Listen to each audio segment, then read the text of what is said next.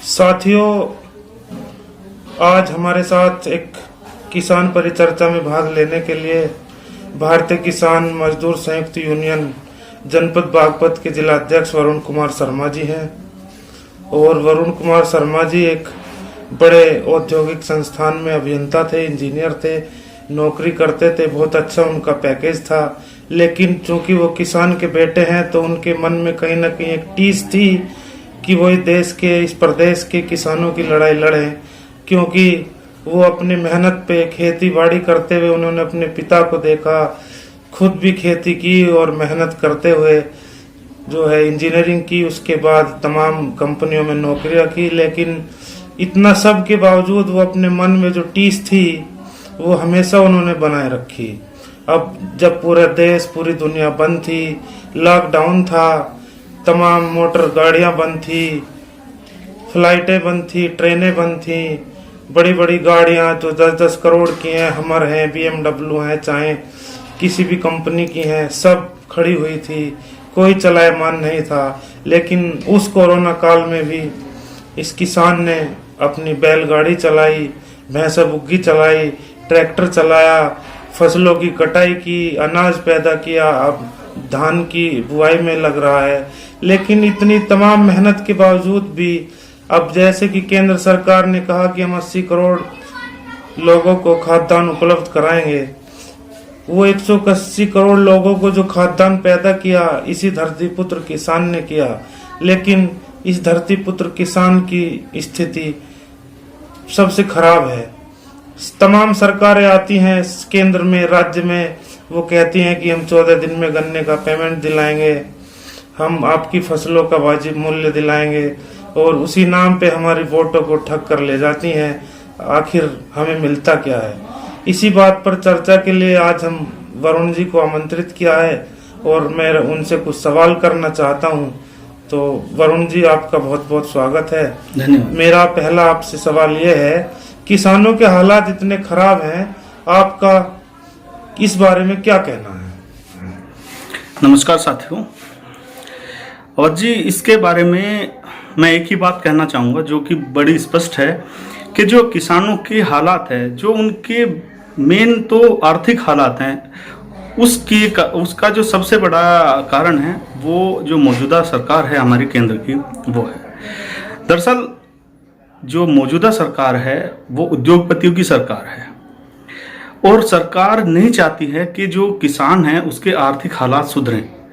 किसान के अगर आर्थिक हालात सुधरेंगे, अगर उसके किसान की जो फसल है उसका दाम उसे सही मिलेगा, तो उसकी जो आर्थिक हालात सुधरने के बाद जो उद्योगपति हैं, जो उद्योग हमारी जो फैक्ट्रियां हैं, उनमें जो मजदूर है, वो जो सस्ता मजदूर उनको किसानों के आर्थिक हालात खराब होने के बाद मिल रहा है वो नहीं मिलेगा।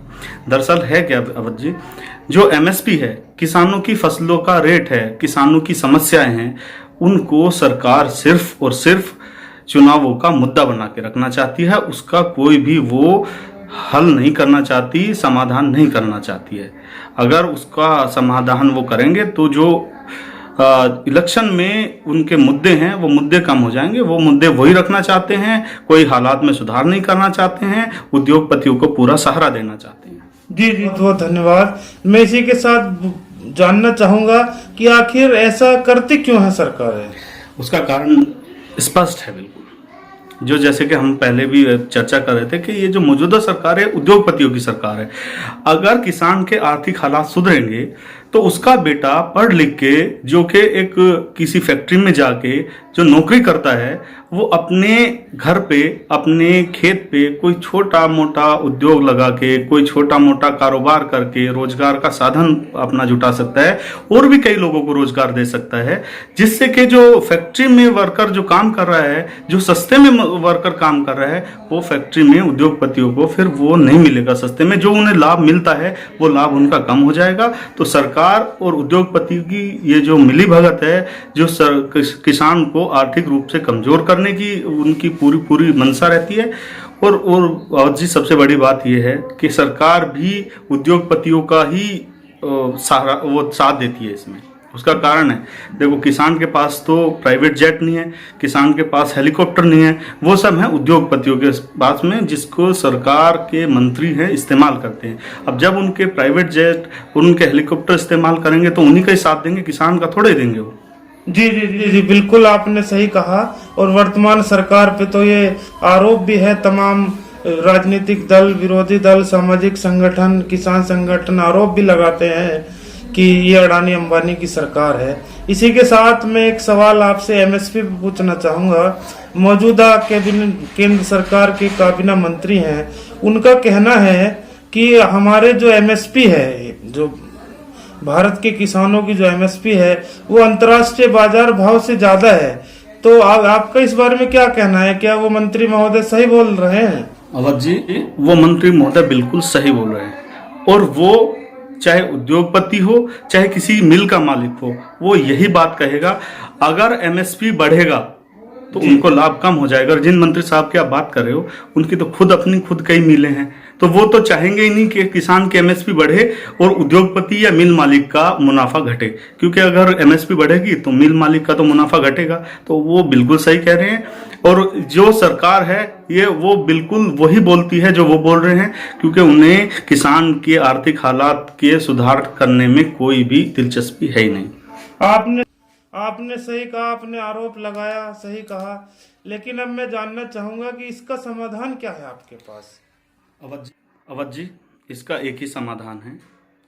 जो किसान का बेटा है, जो मजदूर का बेटा है, जो कि आर्थिक हालात से लड़ रहा है, जो कि इस पूरे देश का जो जितनी जनसंख्या है सबका पेट भर रहा है, जब तक उसका बेटा किसान का, मजदूर का विधानसभा लोकसभा में नहीं जाएगा, उन हालात से गुजर के जो आदमी अब बड़ा हुआ है वो लोकसभा विधानसभा में नहीं जाएगा, तब तक वो किसान की, मजदूर की आवाज़ नहीं उठाएगा। जब तक ये नेताओं के बच्चे, उद्योगपतियों के बच्चे विधानसभा, लोकसभा, राज्यसभा इनमें जाते रहेंगे, तब तक उनको पता ही नहीं है कि किसान किन किन हालात से गुजरता है।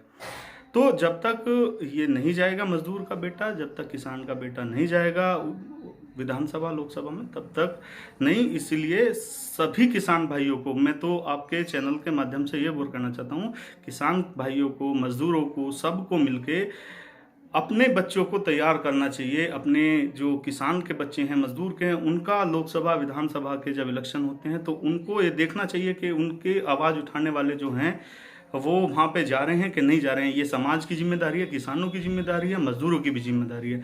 और नहीं तो तब तक किसान आत्महत्या करता रहेगा, तब तक किसान की हालात ख़राब ही रहेंगे, जब तक वहाँ पे उनकी आवाज़ उठाने का, उनका दर्द को बयान करने का, जो दर्द झेल चुके हैं वो आदमी वहाँ नहीं जाएंगे।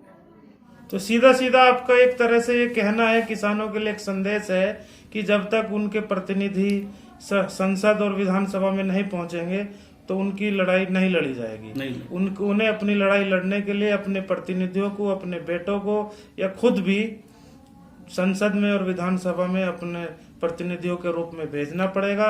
जिन राजनीतिक दलों पे हम दाव लगाते हैं, जिन्हें वोट करते हैं, वो तमाम वादे करते हैं और दिल्ली संसद में पहुंचने के बाद सब भूल जाते हैं। फिर चुनाव आता है तो फिर नए मुद्दे के साथ दोबारा चुनाव में आते हैं। इसी के साथ मैं आपसे एक और आखिरी सवाल करना चाहूंगा।